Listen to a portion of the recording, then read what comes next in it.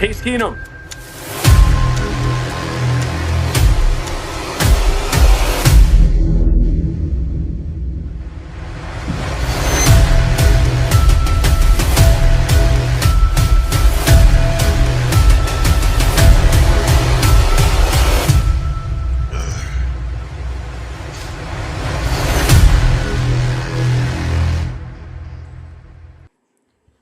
Hello, everybody, and welcome back to the Gauntlet after the off-season. The Gauntlet is back, and we have so many things to discuss, so many things to talk about and catch up on. The NFL season is only a few weeks away. We're getting back into the swing of things. I got Detroit Dom and Denzel with me. So, guys, how we been? What up, baby? Hey, how's put on the screen. How's the summer?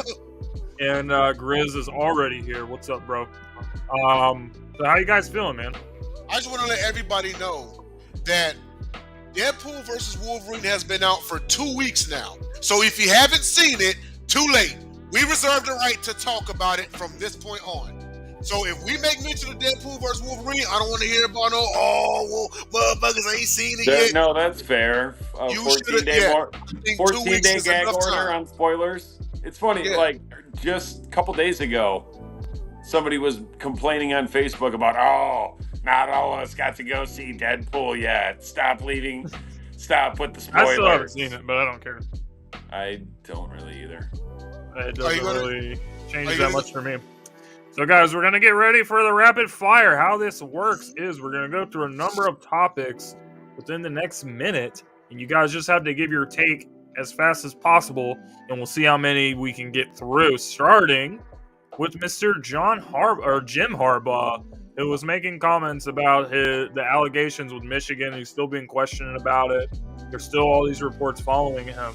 He says that he has no idea what was going on and that he's not apologizing for anything. So I will start us off by saying I just think it's a load of crap. Because how is it that you have all these NFL teams that are approaching you every single year, and then all of a sudden, when these allegations come up, now you want to come back to the NFL, but all these teams have been calling you for the last 2 or 3 or 4 years.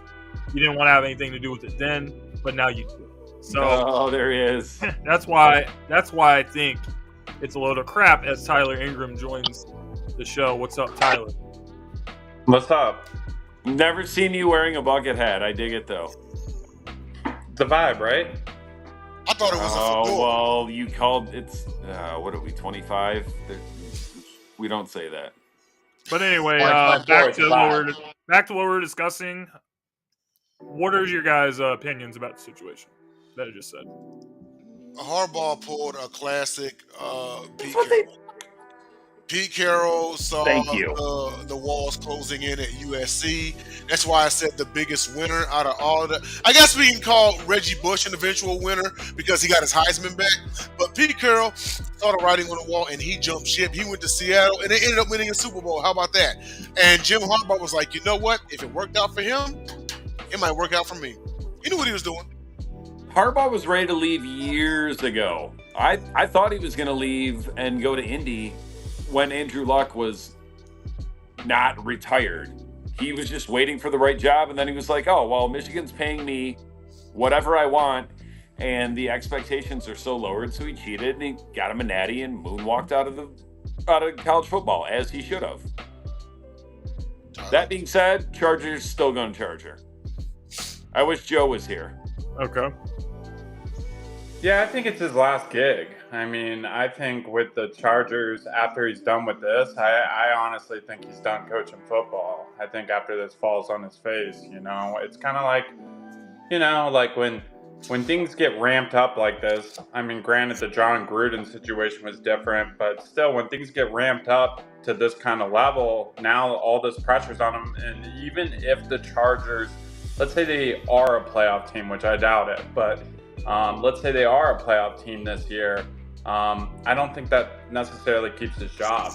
So I think this could be his last gig altogether this season. So we'll see. Okay, we got time for one more. So what I want to know is, what is the best landing spot for Brandon Ayuk as the trade talks continue with him? What team do you guys see as the best fit for Ayuk if there is a trade? Steelers.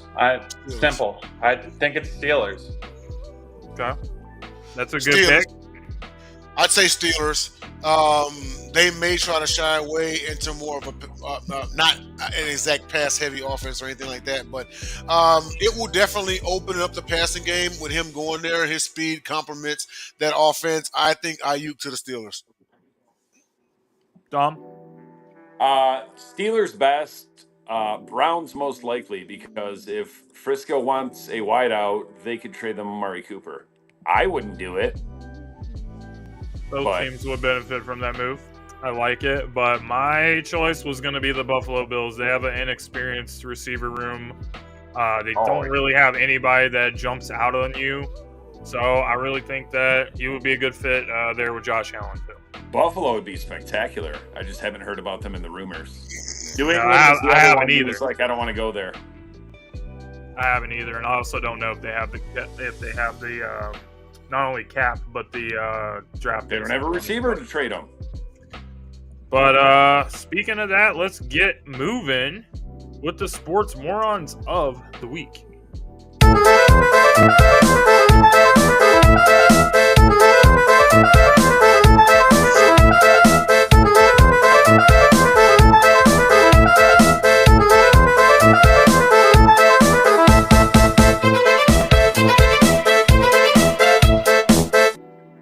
Ladies and gentlemen, if you're new to this show, which a lot of you are not, but this is a time where we discuss the dumbest moments and the dumbest takes in sports from last week. And I'm going to go ahead and kick us off here. And my sports moron of the week is Jerry Jones, who, when was asked about wide receiver CeeDee Lamb's contract, said, "I have no urgency to get this done." So what do you have urgency? Like, what urgency do you have with this team? Because you're not trying to pay Dak Prescott and you're not trying to pay CeeDee Lamb. So what direction are the Cowboys going into this season? The longer it takes, more time goes by, more receivers are getting paid. All these guys that have been paid in the offseason, Jalen Waddle, A.J. Brown, Devontae Smith, Justin Jefferson, all these players are getting money. And there's going to be more. Probably Jamar Chase is another big name that's going to be paid. And you're going to be stuck with a disgruntled player. It's going to cause a problem for the team, I think. And CD eventually is just not going to want to be there. And then the Cowboys are going to be in a situation where they either got to trade him or it's just going to be a rough season for them with having a disgruntled player in the locker room. So Jerry Jones and his complete Is that legible at all? His complete lack of awareness of the situation is why he's my sports moron of the week.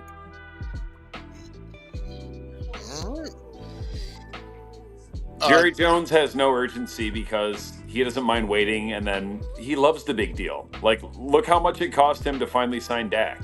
Loves the big deal. Zeke got the big deal. So do you guys have any thoughts on the situation or another sports moron that you want to bring up? Oh, I've got one. I mean, my thoughts on this situation, it's so weird to say, but, like, I'm just not surprised anymore by it. Like, even when it happened and I saw it and CD put LOL back to that, like, I think even CD probably knows it's kind of expected from, like, Jerry at this point. He's so unpredictable. He only cares about his own individual pocketbooks. That's all Jerry cares about. He doesn't, like Dom said, there could be a time that he goes out there and he gives a big deal because that's what the Cowboys do, and they're gonna get, they're kind of get their foot in their mouths all the time for waiting too long. I mean, Dak's gonna get 60,000 plus, with the way the market is now. But I'm not surprised. That's really my comments on it. Like, I'm just not surprised. Fair enough. I'm not shocked either. On one end of the spectrum, it's like pulling teeth to get a good deal out of Jerry Jones. But also at the same time, I don't know if it's. No, it's not. Everybody gets it. You pretty much got to corner him. Tony Romo had to corner him. Dak Prescott had to corner him, and you know what the deal was. He makes you wait, and then you get even more than you should have. He pretty much make him realize, well, where the hell else? There are a ton of other teams that will take him. You know? Yeah, for sure. They knew they couldn't. Back in the day in 2014, he knew 10 other teams would have taken Tony Romo. Back in 2016, if Dak would have left the Cowboys, there were 10 other teams that would have taken him at that time period. And then what? You're gonna hinge the future on Cooper Rush? You have to corner Jerry Jones to get the big money. It is what it is. You kind of like, it's kind of like this. It's kind of like you have to put in your 2 weeks notice and wait until that 2 weeks notice is up to get that pay. You're like, all right, I found a new job. I'm going to make more money there. I'm putting in my 2 weeks notice. And then by day 11 or day 12, Jerry's like, actually, this is what I got. So that's the way I kind of look at it. You put in your 2 weeks notice, you might get it. But in the long run, it's still going to mess up your chemistry. Even if you do get it, because they know that you're not priority for them. Yes or no, will CeeDee Lamb request a trade at some point? Oh, man.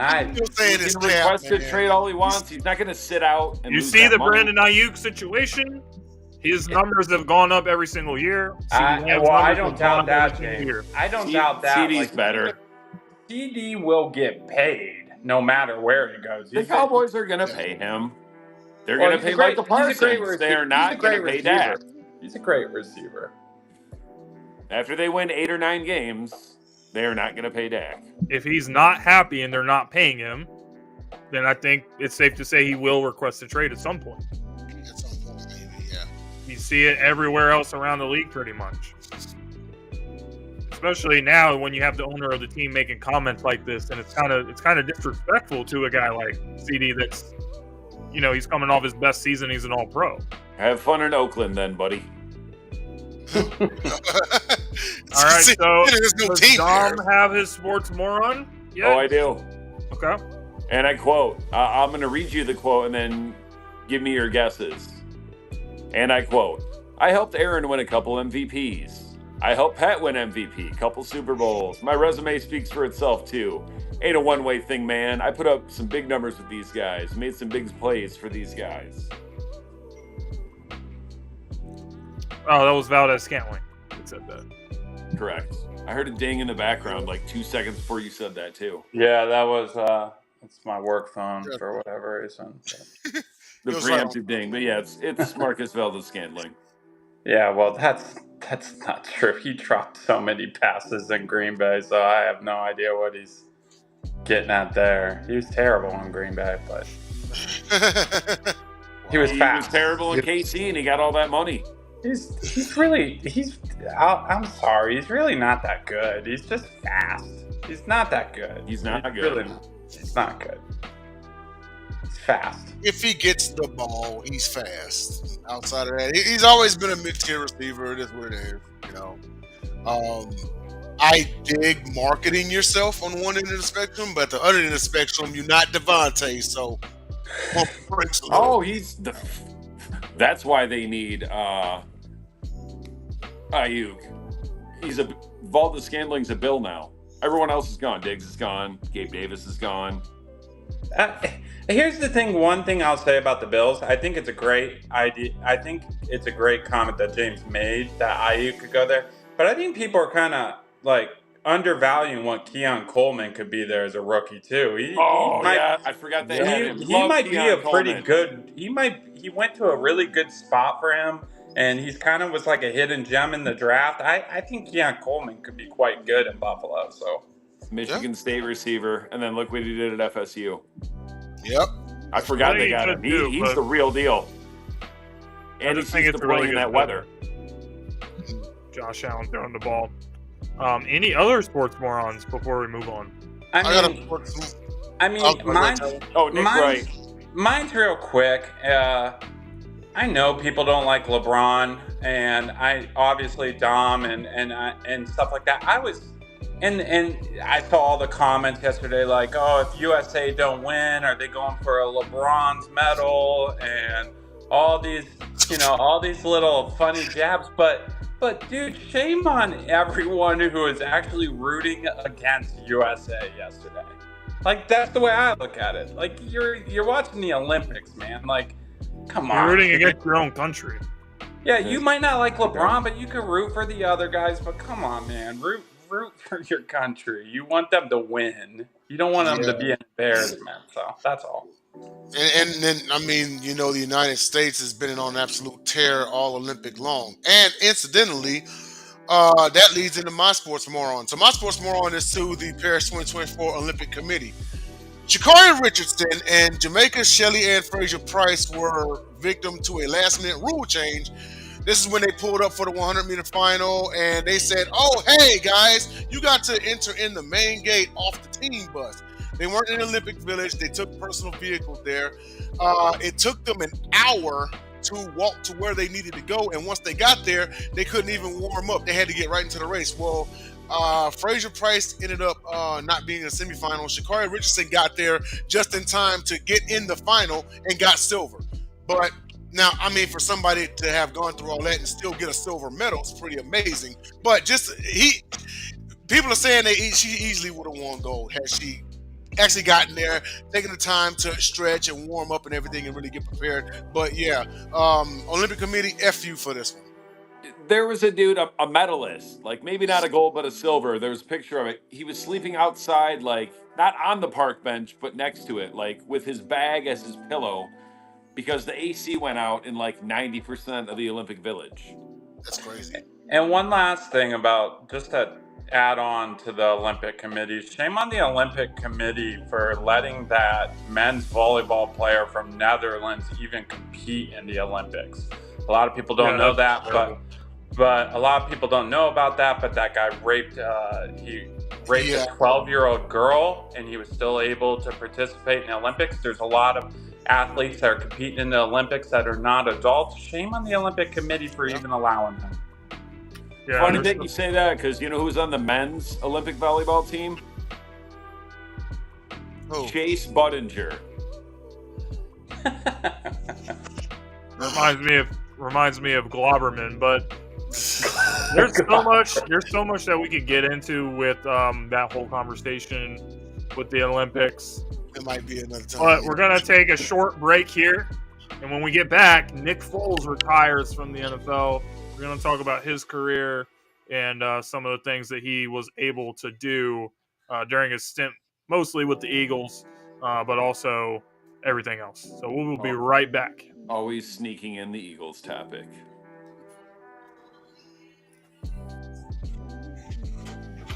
Tyler, I really thought that was a fedora, bro.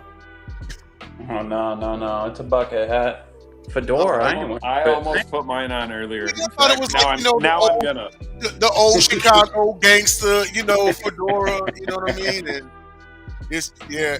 Hey, I actually was watching Mr. Chime Time on Instagram, and he went to a spot in the Dallas-Fort Worth area that actually sells authentic Chicago hot dogs. The owner is from Chicago, and he rated it pretty high.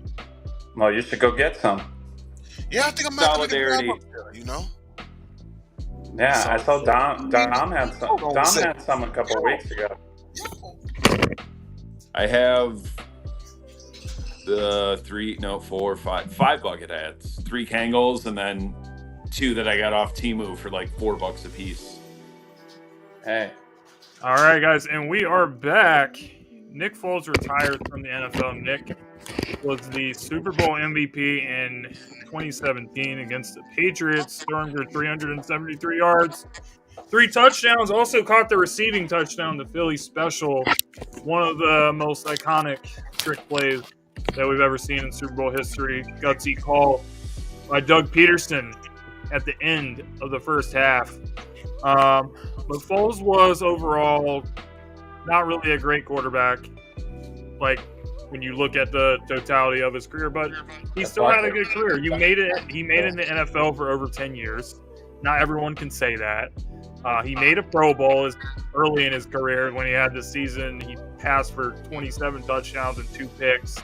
The game against the Raiders, the game against the Raiders, passed 7 touchdowns in that game.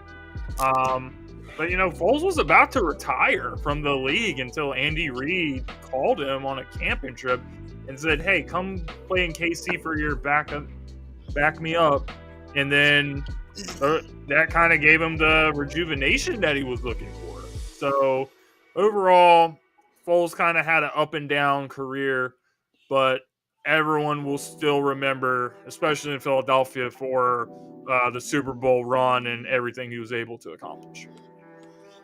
Nick Foles is the prime example, and I'm sure Dom can agree with this, that Mr. 7-9 Jeff Fisher should never be allowed near another freaking quarterback ever again, because he nearly ruined this man on the screen.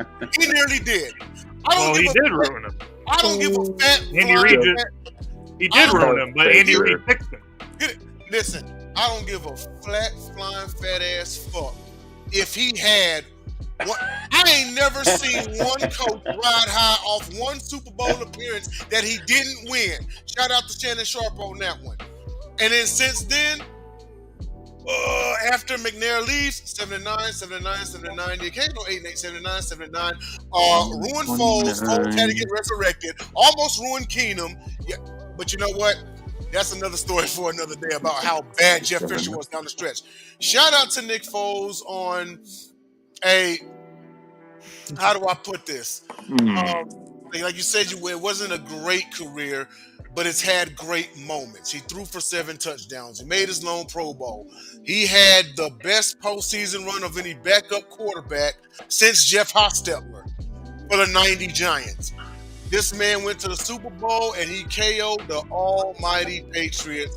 And if they don't build a statue in Philadelphia, they better name an elementary school after him. No, they already built a statue. Nick has a statue outside the stadium. Oh, well, there you go. There you have it. So have a career, Nick Foles. Enjoy retirement. What y'all got? I think he did it for the right team.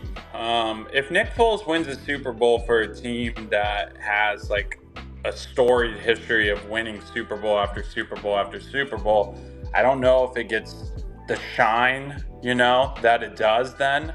But because he went to Philly, Carson Wentz goes down, Nick Foles steps in, they don't miss a beat, Nick Foles balls out, and he brings Philly, a Super Bowl. I think that's huge. If he would have did this for like the Patriots or for, a team with a lot of Super Bowls, I don't know if Nick Foles would be getting the shine that he does. I don't really know if he probably won't be in the Hall of Fame. I don't know why he would be in the Hall of Fame personally. I love that you said that. But that's not to say he wasn't so pivotal to that city and that franchise to bring that Super Bowl there. Every time I talk about that Eagles team, in my head, I think about that defense. That's just what goes through my head when I talk about that Eagles Super Bowl. I think that defense was so, even now when we talk about all these Super Bowl defenses, I think that defense was so underrated in terms of being appreciated. But yeah, great career for Nick Foles. He got a Super Bowl. He was pivotal in it. He brought it to the Eagles organization. He's going to be a hero, going to be able to eat free there wherever, whenever he wants. And yeah, kudos to Nick Foles on his career. This is living proof that the NFL is a funny place, because in the Eagles organization, they've had prominent quarterbacks throughout their history. Jaworski, McNabb, Cunningham, even Vic when he got there. And the one to bring the ring home was Foles. Crazy stuff. Interesting. So Carson Wentz doesn't get mentioned in that name. He does. He was just about to say. They were 11-0 when he got in. Carson Wentz doesn't get hurt, did they still win that Super Bowl? I mean, I say yes. He was having a spectacular season before he got hurt. And I don't know where you guys are going to go, but I'm inclined to agree with Dom on that. Like I said, I think that defense is really underappreciated, what that defense was doing that year. He was also the front runner for most valuable player. Like the eventual winner was Tom Brady, and people are saying Brady only won because Carson Wentz got hurt. They were 11-0 when he got hurt. That was the Carson best. Wentz was extremely good. 3/4 of a season he ever had. Go ahead, James. I think Carson Wentz's season in 2017 was extremely good, but I think that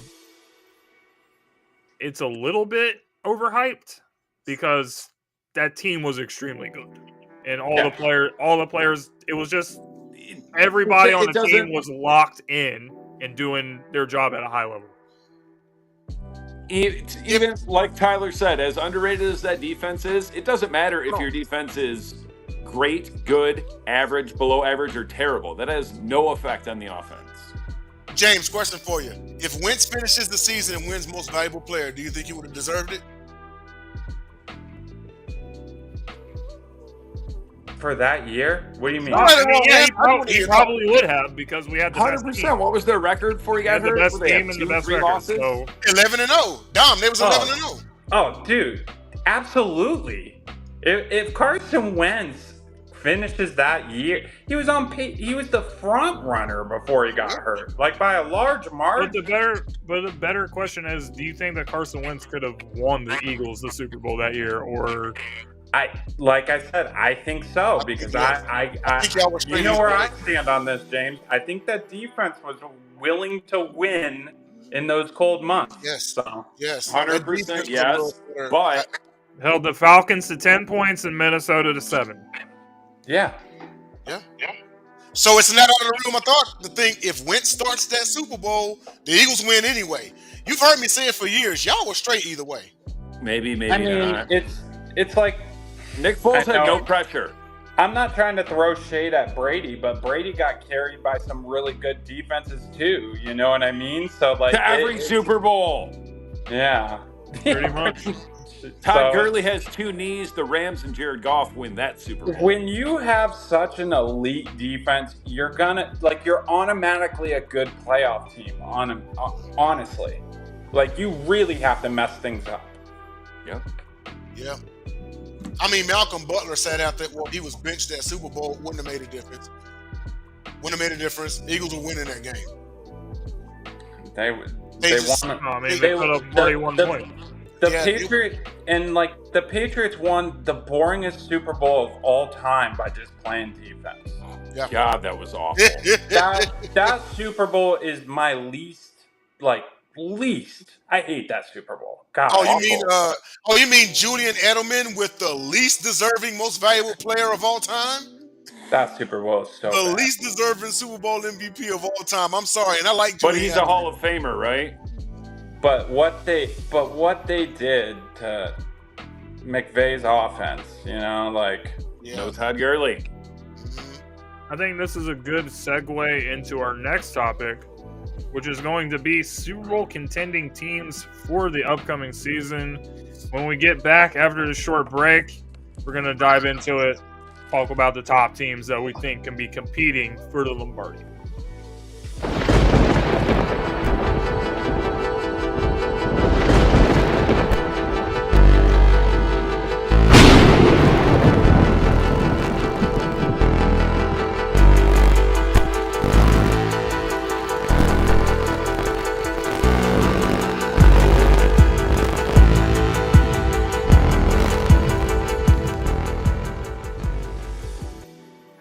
All right, guys. So the Super Bowl contending teams for the upcoming season. Super Bowl being played in New Orleans this year. So going to be really interesting to see the season and how everything plays out. There's always a team that surprises people and comes out as a contender. So I got to say, I think it's going to be a lot of the usual suspects. Obviously, the Chiefs are probably number one at the moment until someone can actually beat them. But the AFC has a lot of good teams. You expect the Ravens to be good again, the Bills, the Chiefs, the Browns, and all these teams, and the Jets with Aaron Rodgers. So I think it's fair to say that any of the teams I mentioned could win the Super Bowl. And on the NFC side, I think it's a little less daunting. I think that obviously the Eagles are there, made a lot of improvements to the team, got rid of some of the coaches. The 49ers will still be formidable, the Lions, and the Packers too. So I think that this is pretty much what we're going to be looking at as far as Super Bowl contending teams. But whoever gets hot at the end of the season going into the playoffs and can maintain that level, that's who's ultimately gonna be there. But a lot of great quarterbacks, a lot of great teams. But I really think that it's going to be more of the usual suspects, and there'll be a couple teams that emerge too. But what do you guys think? Who are some of your top contending Super Bowl teams? I'll go real quick because there's 5 at most, really probably only 4. It's KC, Cincy if Burrow is healthy, and then 2 of the 3, Philly, Detroit, and Frisco. Probably not Frisco. Why do you not have confidence in San Francisco? Because statistically, historically, it is very difficult to make it to the Super Bowl, lose, and then make it back the next year. It is. It is. But they're still an extremely good team, and they will be fighting for sure in the NFC. Well, it's a cinch Green Bay can't beat them. Now, Philly, keep in maybe mind, they could. San Francisco went on this run where they made straight NFC championship games. So, there's always that. But go ahead. I'm sorry, man. They'll probably be there. I just don't think what they're about on the AFC, Dom? KC or Cincy, that's it. Or Buffalo. Baltimore, not on the podium. Any love for the Texans? I give them a better chance than Baltimore. Okay. Fair enough. I think some of these younger upcoming teams are still very much in the mix. I think Green Bay for sure is still in the mix. I'm gonna, pound my chest for my team. They have a lot of chemistry going into this. The last Super Bowl they won was in New Orleans. A little fact there. Factoid. Yeah, a little factoid, and God knows if they're in the Super Bowl and Lil Wayne from New Orleans, growing up a Packers fan, is, going to that. I'm just saying that'll be a Lil Wayne Super Bowl. But I'm only accepting that if it includes a Hot Boys reunion. But the Lions are in the mix. The Eagles are in the mix. The 49ers are in the mix. And I agree with James. That's kind of like the NFC is like, there might be some like surprise teams in the NFC, but they might just be happy to make the playoffs, that kind of situation. Whoever wins that South, which I think is kind of a 2-team race right now. Is it going to be Atlanta? Is it going to be Tampa? I think it's one of those 2 teams. I think New Orleans probably takes I think we'll see a regress from New Orleans in that division this year. But I think Houston's absolutely in the mix. I think the way CJ Stroud played last year and the momentum that the Texans have right now, and we'll see if someone's got to win that trash division. We'll see if their addition is a locker room cancer or not, because that'll be the question. If as long as he has his head on right, he's still a big weapon for them. I still think it's going to be Nico Collins having a monster season for them. Joe Burrow's in the mix, but I'm a little hesitant on the Bengals. And it's not just because of Joe Burrow's health. It's because I don't know what that defense with the Bengals is like. Or their O-line that they've still never fixed. They still have a lot of holes. I disagree or the fact that they're in the NFC North, the toughest division in football.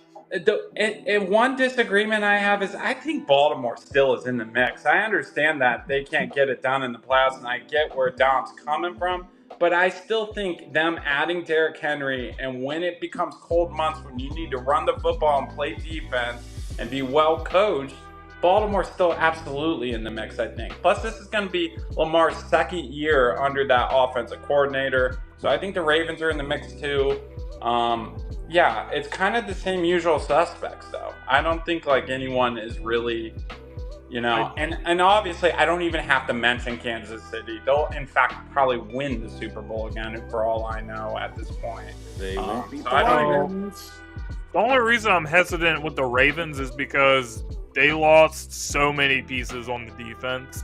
So anytime you lose this many players and you got to bring in all these new players, it's kind of a struggle to get acclimated in that first year with all these new players. So that's the only reason I'm concerned. And Cleveland's situation is really fascinating, as we talk about every year, because we don't know what Watson we're getting, right? That's the whole issue.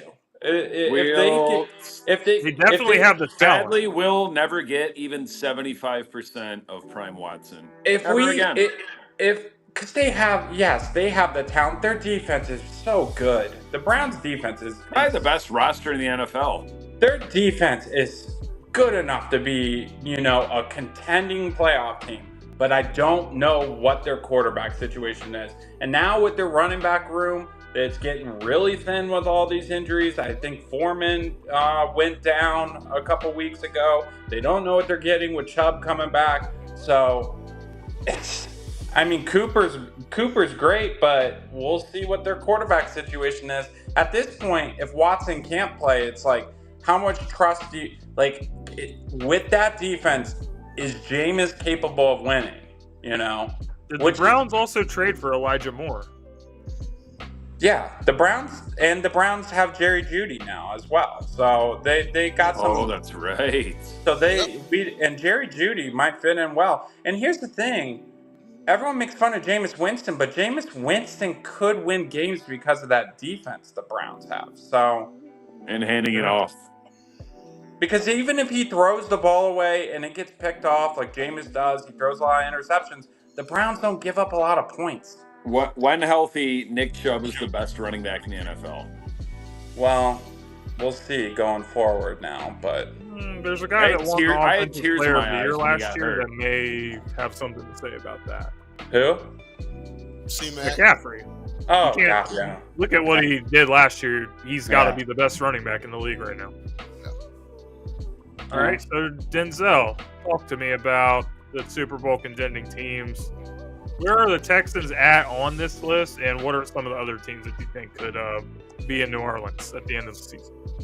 I believe in my guys. I just got to see consistency. And in order for us to, and I understand we're a little, we may be a little closer to a Super Bowl than people think.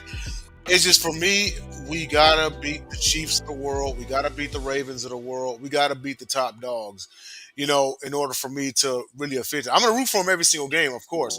It's just, because I've been through this before, through the Matt Schaub years and all of that. And we were a good team, but we'd run into the Patriots or something, you know what I'm saying? Foster. Yeah.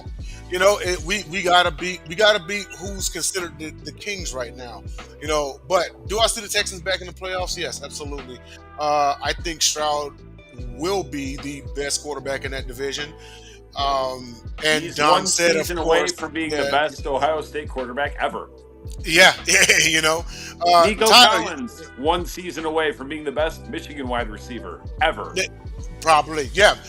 Tyler, Green Bay, I'm giving them a bit more of a shot than probably a lot of people, man. Because, you look at Jordan Love last year, he lit up the cow, but they got hot. They won, 3 out of 4 down the stretch? The last game they won. Yeah, they finished 9-8. They destroyed Dallas in the wild card round. And then they were that close to beating San Fran, who went to the Super Bowl. Put it this way, if the East manages to put 2 playoff teams in, two teams in the playoffs and 2 from the North get in, Detroit and Green Bay are better than Philly and whoever. It won't be Dallas, and I don't think the Foreskins will get in. I'm just saying. I think we're better than Frisco and the Rams. Rams now again a healthy. And the North's coming down to either one game or a tie in the tiebreaker. That's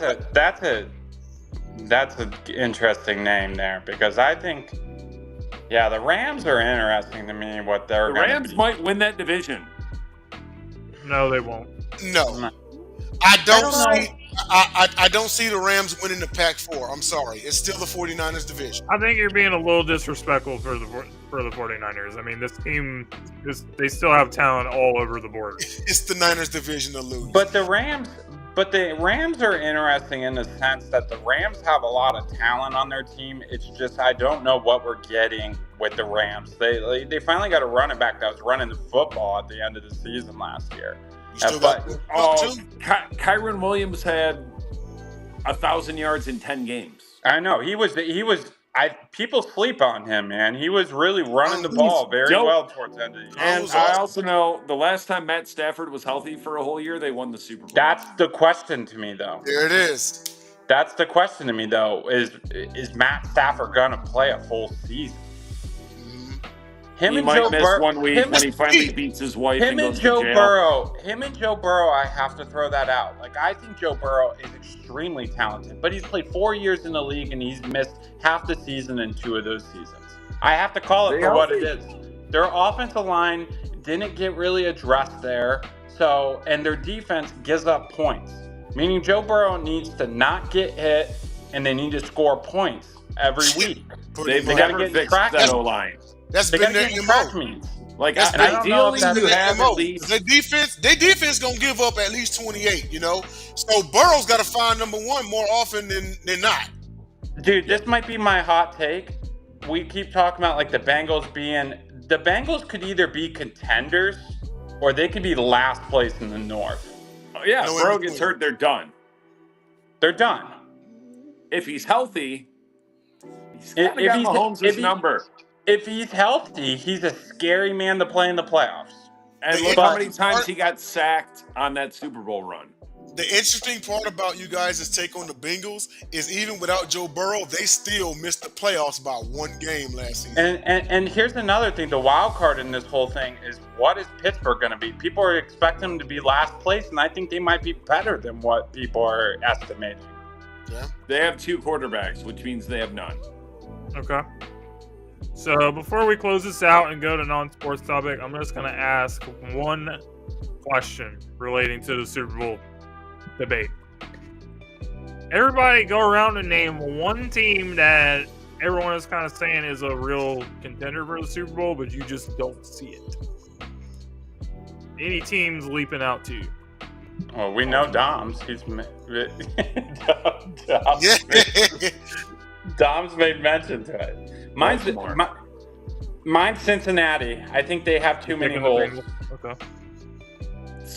And Dom, Joe Burrow and Cincinnati are our only hope not to see KC in the Super Bowl. And I'd rather see KC because I don't agree with that.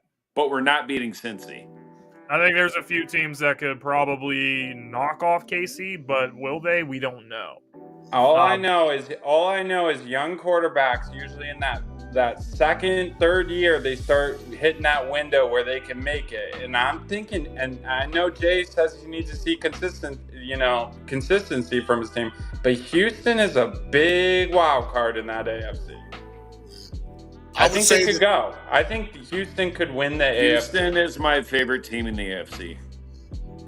Mine's probably Cleveland, but definitely could. All right, but who? Answer a question. Who's your pretender team? Probably the Bills, honestly. Cincinnati. And I'm all right with the Bills, but every time Josh Allen runs into Mahomes in the playoffs, we know what happened. Yeah, and mind you, last season, Mahomes played his first postseason road game at Buffalo, and KC won. So until he can knock off Mahomes in the postseason, pretender. The Bills have regressed, and I think their window's about closed. Bengals, they're going to get 30 points scored on them every week. So Bengals for Tyler, Bills for Denzel, Dom. Ravens. Why do you say that? Because Lamar Jackson is awful in the playoffs. God, I'm glad JJ's not here. I wish he was. That would have deserved a one-on-one, but go ahead. You already know what will be happening right now if JJ was here. Oh, God. We're not doing non-sports. He's got those 2 regular season MVPs, though. If JJ was here, non-sports topic, you might as well forget about it. Yeah. Because we'll just be here the rest of the night. But my pick is actually going to be the Miami Dolphins. I almost said Miami, too. Everyone's saying the Bill. Everyone's saying the I don't even consider them actual contenders. James, they definitely get the hype for the Super Bowl, and Tua just got his money, which I don't really believe in this guy when it comes to big games, and when it especially comes to Dak playing in the cold and stuff, and not really having that arm strength that a lot of these quarterbacks have and can make plays. So I think that Miami is a regular season team. And when the weather's warm and everything's nice and you got Tyreek Hill getting all this yak, yes, they can do some things. But in the playoffs, against the tough teams, against tough opponents, tough defense, going on the road, I don't think they have what it takes. Notice, even if they got the number 1 seed in all home playoff games, he's not beating Mahomes or Josh Allen. Maybe not even beating Lamar at home. So interesting. We all picked, Tua's like AFC we all picked a QB different 5. AFC team. We all picked a different AFC team as a pretender. and notice nobody on the panel said Dallas, but we're not going to I count don't think Dallas is that we all agree on. Because again, like we're not going to count a team we all agree on. Contender. I know we talked about. If you're not even a contender, I know we have discussed Dallas on the show this season. 8 wins, 9 tops. I'm saying it again on the record that I really don't think they're going to make the playoffs. Yeah, well, even if they did, Dom likes to tease me about Green Bay not beating San Francisco. Well, the one team Dallas don't want to see in the playoffs is Green Bay, because Green Bay beats them every. They don't want to see anyone. Well, I mean, we've beaten them the past 10 times now, so I mean. 11 out of 12. Go ahead. Yeah. We do. We're their daddies, man. I mean, it's a bye. It's a walkover for anyone that plays Dallas. Hey, let's get on to talk about these sauces, man. All right, man. So I got a good non-sports topic for you guys tonight. My question: what is the greatest fast food sauce of all time? And for this debate, I gotta go first. You can only pick one sauce. Oh. So don't say, oh, well, I like Chick-fil-A sauce and whatever sauce. Oh. You have to pick your sauce and stick to it. Okay. Denzel, take us from the top. This may sound plain Jane Bourne, but man, I don't give a damn. No matter where I go, I've never tasted a whack one. Give me good old honey mustard, bro. No, from where? From where, though? From where? That's the best honey mustard. Yeah. Churches. Damn, I was not expecting that. I would have went Churches or White Castle. See, Dom agrees. Hold on. Speak on it, Dom. Go ahead. Why is Churches always in an area? I don't go to Churches anymore because I don't do drug deals in exactly. Why is Churches always in an area where you're going to get shot? I was going to say I don't want to. I'm not doing drug deals there anymore because I don't want to get shot. Oh yeah. Popeyes is in the hood. Not Popeyes. Some Popeyes are in the hood, but you don't see any Chick-fil-A's over there. Oh, you just reminded me though. Popeyes has a good sauce that I really like there. So. Which one? Oh, I don't know. I might use it as my favorite now when I think about it. I really got to think about this for a second because. What is it? I can't remember the name. Popeyes sauce are you talking about? I'm forgetting. What is that? Bourbon? By the way, Popeye's chicken sandwich better than Chick-fil-A's. Oh, dude, Popeyes in general is so good. I love Popeyes, but I was gonna say, I guess I'm gonna roll with it because I do get it. I have packs, so I get a bunch of packs when I go to Popeyes, and I store them over here in my little cupboard. You got a drawer in the kitchen. Same here. So if I go and buy like frozen French fries from the grocery store, I still have my sauce here. But I like Popeyes blackened ranch. I'm a big blackened ranch guy. Not a bad choice. Not a bad choice. You throw that shit on everything. Everything. Now, one thing I'll say is I agree with Dom on the comparison with Chick-fil-A, but here's the thing. I never was a Chick-fil-A sauce guy from Chick-fil-A. I do like their Polynesian sauce though. So their creamy sauce dressing is not bad neither. I like the zesty buffalo. But that's not my pick. All you eat is buffalo sauce though. I'm gonna stick with blackened ranch. I forgot and I remembered my favorite. I'm gonna put a curveball that nobody's expecting. Uh-oh. But my favorite sauce is actually the ghost pepper ranch from Wendy's. I think it's amazing. What? It's got the right amount of They have sauces of that? Yes, ghost pepper ranch. It's amazing. Pepper ranch. From Wendy's, you said? From Wendy's has it. Yep. I think one, Next time the you one go, I was gonna say, have to and go. my other one are both discontinued. But keep going. Cassie would say just good old McDonald's sweet and sour. Oh, that was mine. Oh, someone said it. Someone said it. Mine.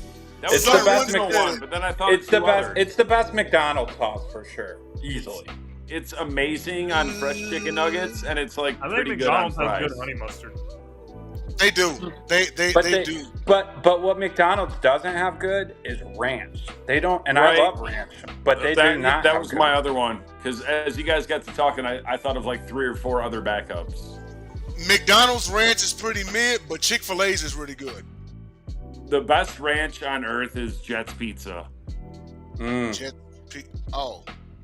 I I was might gonna not say have that in solid. Houston. I think it's made its way to Florida. Oh, it's here. It's in Florida. Yeah. to Florida. Yeah. I would have said the best ranch is Wingstop. Ooh, good choice. I do like their ranch good. too. The But only correct answers, I think both discontinued, are Burger King Zesty ooh, and Arby's Bronco Berry. no. Oh man, Burger King Zesty. I forgot about that with them onions. Right? And yeah. Right? But Jay, you're wrong. The best ranch is the blackened ranch from Popeyes. Well, that's what you were gonna say. Yeah, of course. Come on, man. I'm telling you. No, every time I go to Wingstop, I don't only want the little regular ones. I get a bucket of that shit. You know I gotta Logo dunk the gets whole wing squeeze in, man. bottle Whole of, wing. of Jets Ranch every time he gets Jets. Jets. See, You got to get the shit that's made in a bucket with like mayo and like red wine vinegar, and they stir it with that big ass thing. It's like a cauldron. So there's this what's weird, like when you're in Illinois, like outside of Chicago, on the outskirts and stuff like that, if you want thin crust pizza, right? Let's say you're not getting deep dish when you go there. You want That's thin how I crust. found out that Detroit style pizza was a thing. I was in Chicago eating deep dish, So, and I overheard some dudes talking about Detroit style. I'm like, what? but Square they deep have dish. what they do is a lot of them put this kind of like French dressing on their pizza. So you'll see that. Ew. Dude, it's so good. Ew. It's so good. No. What? French is gross. Wow. It's good. Hey, Telling Jay. It's you. like a lot of places now, like when they make the barbecue chicken pizza, there's no pizza sauce. It's just barbecue sauce. No. Well, yeah. But I love Yeah. I love buffalo chicken pizza though. I can slam Buffalo buffalo is pretty chicken pizza. Hey, James, does Philly does anything special with their pizzas, or is it just like No, they don't. It's just like any other. It's just any Yeah, other, on the East Coast? any other pizza, bro. Like, No, we're not- the only distinct styles of pizza we're are not New York, Chicago, Detroit. I think that's Detroit. it. Yeah, Philadelphia we have cheesesteaks. That's what we Yeah, have. hot honey on a pizza is good too. I actually have not tried that yet. No, Cliff will What's tell the you all most- about I it. can't do it. Cliff will What- tell you all about what- it. What's the most underrated topping on a pizza? Underrated? Underrated? Oh man, I really like black olives. That's a good choice. That's I can the only eat worst so many of topping them. ever. I put black olives Underrated. on my tacos. I love black olives. Oh, you. That's I like fair. black olives Gross. too, but underrated, Gross. man. Feta cheese. Go get you a feta and banana Chop. peppers and whatever meat you like. I'll tell you guys or what just I banana love. peppers and feta. I love upside down Okay. upside down pizza with the sauce basically on the top. Oh, on On top. the top and everything. Oh, Yeah, okay. that's Chicago style. It's on the top. I don't know what's Isn't it? considered. We're talking about underrated. Like I don't know what we're excluding. So Like- we're Like, we're you know, like, excluding you pepperoni. can't say We're- pepperoni or something Can't like say pepperoni or really any meat, and you can't Okay. say like mushrooms, I was going to say Like, bacon. I don't know. Okay. green Spinach. peppers, onions. Spinach is a good one because I like spinach. Oh, pizzas as spinach well. is fire. Yeah. Dude, I'd say I had a spinach. Mediterranean pizza before with like I'm cool. spinach, I'm cool. I'm cool. tomatoes, on feta mushrooms. cheese. I'm cool on mushrooms, See, man. And that's my pick is mushrooms. And here's the reason why. Because half the people don't like them. I So don't like I- that. I'm I don't going like with mushrooms. Mushrooms, it's got to be like. I love them. I hate to say, me too, but like I I prefer don't. out of the can mushrooms on a pizza. Oh rather God, than, like, dude, fresh this ones. is even worse. All right. Well, Oh, on that note, we got to end the show. It was a great first show back, but the mushroom talk is just a little too much for me at the moment. So Grow up! while Dom Exactly. is getting off the shrooms, we will see you guys next week on another episode of the Gauntlet. Thank you guys all for tuning in. AKA Head City. Head City.